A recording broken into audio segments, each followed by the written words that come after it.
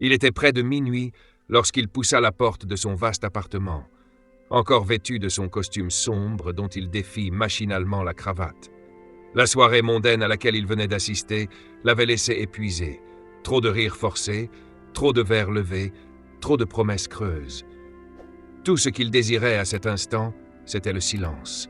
Un souffle de répit avant de s'abandonner à un sommeil qu'il n'avait pas goûté depuis des jours.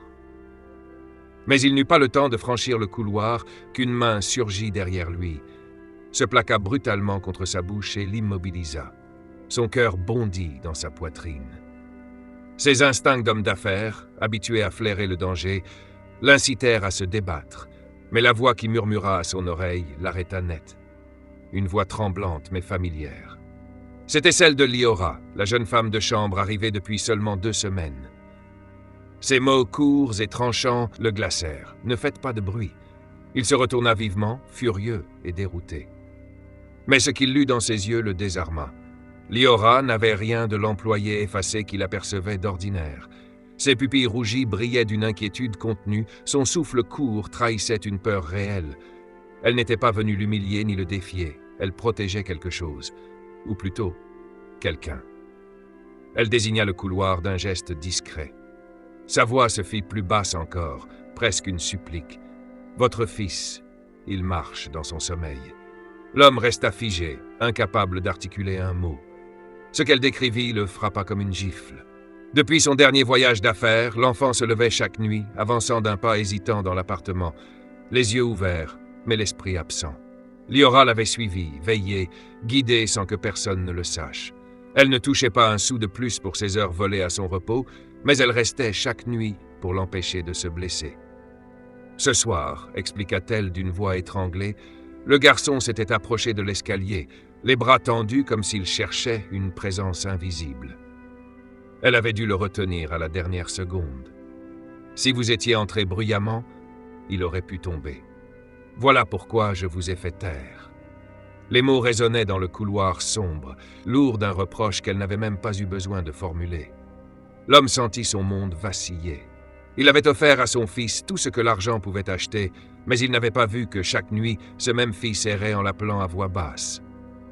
En réalité, l'enfant ne cherchait ni jouet ni luxe, il cherchait un père. Puis un bruit léger brisa le silence. De petits pas traînants, un souffle fragile. Et là, dans l'ombre du couloir, son fils apparut, pieds nus, les yeux mi-clos. Il murmura d'une voix endormie, « Papa, je te cherchais. » Alors, pour la première fois depuis longtemps, il tomba à genoux, ouvrit les bras et serra son enfant contre lui. Une étreinte simple, mais brûlante de vérité. Et dans cette étreinte, il sut que quelque chose venait de basculer. La décision s'imposa à lui, irrévocable. Il ne laisserait plus jamais son fils traverser seul la nuit. La nuit était encore dense, mais l'appartement avait changé d'âme. Dans le salon silencieux, il tenait son fils endormi contre sa poitrine, comme s'il craignait qu'un souffle trop fort ne le lui arrache à nouveau. Le garçon avait relâché toute tension, ses petits doigts crispés s'étaient ouverts, et son visage apaisé reposait contre l'épaule paternelle. Liora, discrète, s'était tenue à distance, le regard chargé d'émotion qu'elle s'efforçait de masquer. Lorsqu'il eut déposé l'enfant dans son lit, l'homme revint vers elle. Son pas était lourd, non de colère mais d'une forme de honte qui lui pesait. Il s'assit au bord de la table, passa une main sur son front et murmura « Pourquoi ne m'avoir rien dit avant ?» Liora hésita, puis baissa les yeux. « Parce que je ne savais pas si vous auriez écouté. Parce que tout, dans cette maison, donne l'impression que votre travail compte plus que tout le reste. Et parce que je n'ai pas voulu ajouter un poids à vos épaules. » Ces mots le traversèrent comme une flèche. Il repensa aux semaines passées à courir d'un avion à l'autre, à signer des contrats jusqu'à l'aube, persuadé qu'il construisait un avenir solide pour son fils. Mais cet avenir brillait dans un horizon lointain, tandis que le présent de l'enfant se consumait dans la solitude. Il leva enfin les yeux vers elle, la détaillant vraiment pour la première fois. Elle semblait si jeune, mais dans ses traits fatigués se lisait une maturité née de l'épreuve. Ses mains, encore serrées l'une contre l'autre, trahissaient une habitude à contenir ses émotions, à porter des fardeaux en silence. « Vous n'êtes ici que depuis 2 semaines. Et déjà vous portez plus que ce que je n'ai supporté en des années, dit-il d'une voix brisée. Elle secoua la tête. Ne me prêtez pas ce mérite. Ce n'est pas moi qui l'attends chaque nuit. C'est vous. Moi, je ne fais que l'empêcher de tomber. Ces mots l'ébranlèrent encore davantage. Dans un geste inhabituel, il se leva et s'approcha d'elle, presque hésitant. « Et si je vous demande de rester, pas comme simple employé, mais comme présence digne de confiance, quelqu'un qui voit ce que moi, je n'ai pas su voir ?» Liora fronça les sourcils, surprise. « Vous ne pouvez pas m'acheter pour ça. La tendresse, l'attention, ça ne s'engage pas sur un contrat. C'est vous qui le réclame, pas une remplaçante. » Un silence lourd s'installa. Les mots résonnaient comme une gifle de vérité. Il s'assit à nouveau, abattu. Puis, lentement, il articula. « Alors, montrez-moi comment être présent. Je ne veux plus qu'il me cherche dans ses rêves. » Le regard de Liora se fit plus doux, mais ferme. « Commencez par être là au lever du jour. Un enfant ne mesure pas l'amour au cadeau, mais à la première voix qu'il entend le matin. 10 minutes de votre temps peuvent compter plus que tout un héritage. » Il acquiesça comme un élève face à une leçon qu'il aurait dû apprendre depuis longtemps.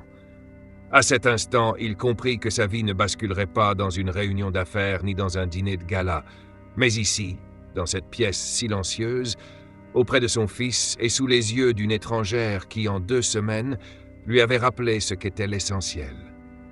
La nuit avançait. Pourtant, dans ce salon où les murs semblaient avoir vu trop d'absence, une promesse venait de naître. Celle d'un père décidé à reprendre sa place. Le matin s'éleva lentement sur la ville, apportant avec lui un souffle neuf. Pour la première fois depuis longtemps, l'homme n'avait pas quitté l'appartement à l'aube, pressé d'attraper un vol ou de répondre à des appels interminables. Il était resté. Resté pour entendre son fils respirer paisiblement jusqu'au lever du jour. Resté pour sentir ce petit corps bouger dans les draps, chercher la chaleur d'une présence et s'accrocher à la certitude qu'il n'était pas seul. Quand l'enfant ouvrit enfin les yeux, il découvrit son père assis au bord du lit. Il cligna plusieurs fois, comme s'il croyait rêver. « Tu es encore là ?» demanda-t-il d'une voix fragile. Le père esquissa un sourire, un peu maladroit, un peu ému.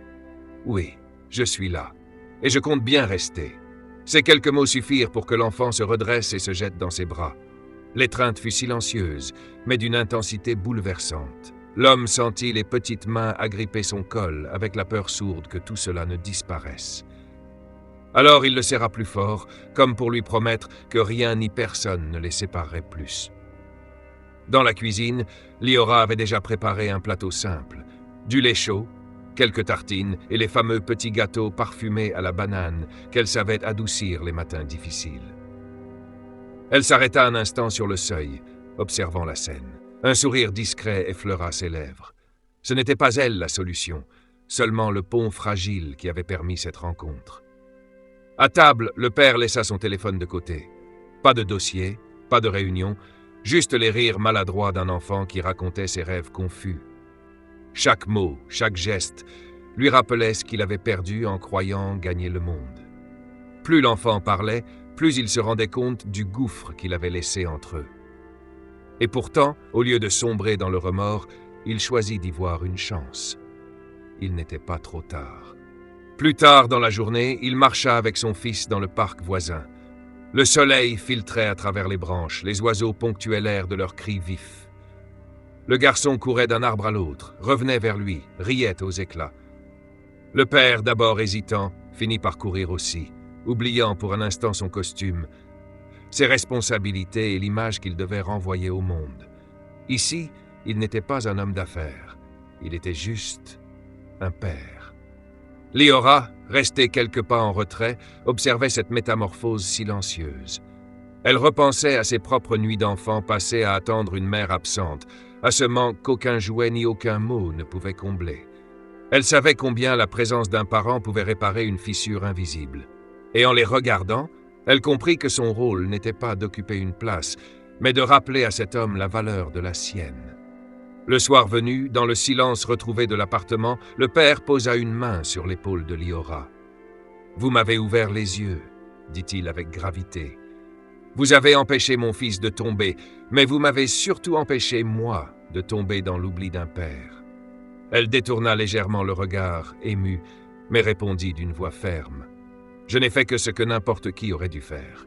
Le reste, c'est à vous d'écrire. » Ces mots résonnèrent en lui comme une injonction. Il comprit que rien ne serait facile. Le travail, les obligations, les vieilles habitudes reviendraient le happer. Mais il avait choisi une nouvelle voie. Être présent, coûte que coûte. Chaque matin, il consacrerait du temps à son fils. Chaque soir, il éteindrait les lumières de son bureau avant que la nuit ne lui vole encore des instants précieux. Dans la chambre de l'enfant, il s'assit au bord du lit et le regarda s'endormir.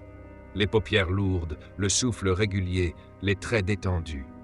Pas de marche nocturne cette fois. Pas de quête silencieuse dans les couloirs. Juste la paix fragile d'un enfant qui savait enfin que son père était là. Le père se leva doucement, referma la porte avec soin et resta un moment dans le couloir, le cœur lourd et léger à la fois. Il n'avait pas trouvé une solution définitive, mais il avait trouvé ce qu'il avait cherché sans le savoir. Une seconde chance. Et cette fois, il n'avait pas l'intention de la laisser filer. Liora passa près de lui pour éteindre les dernières lumières.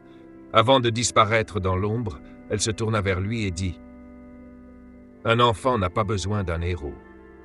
Il a besoin d'un père. » Et dans le silence qui suivit, il sut qu'elle avait raison. Sa richesse, ses succès, tout cela pesait peu face à la mission qui l'attendait désormais. Être, chaque jour, la présence que son fils appelait dans la nuit.